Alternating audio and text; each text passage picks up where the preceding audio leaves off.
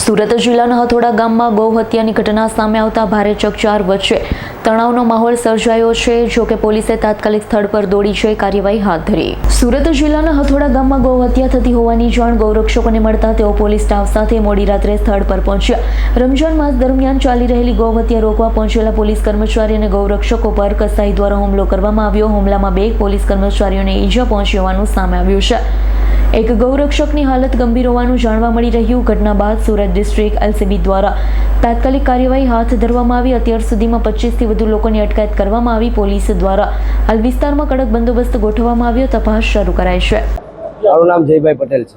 જયભાઈ, શું ઘટના બની હતી? કઈ જગ્યાએ? સુરત કોસંબાના હથોડા ગામે ગૌરક્ષક સાજનભાઈ ભરવાડને બાતમી મળી હતી કે હથોડા ગામે મોટી સંખ્યામાં ગૌહત્યા થવાની છે. આ બાતમીના આધારે સ્થાનિક પોલીસને સાથે લઈને અમારા એક ગૌરક્ષક મિત્ર અને સ્થાનિક પોલીસના 5 જવાનો ઘટના સ્થળ પર રેડ કરવા જઈ રહ્યા હતા. રેડ કરવા ઘટના સ્થળ પર પહોંચે એની પહેલા ત્યાંના સ્થાનિક લોકોએ, સ્થાનિક મુસલમાનોએ, કસાઈઓએ સાથે મળીને ગૌરક્ષકો અને પોલીસ ઉપર હુમલો કરી દીધેલો.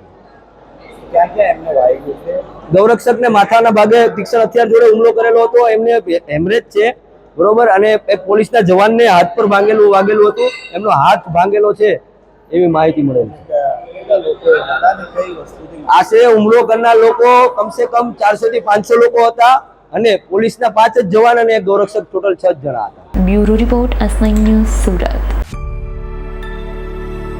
અમારી તમામ માહિતીથી અપડેટ રહેવા માટે જોડાયેલા રહો S9 ન્યૂઝ સાથે.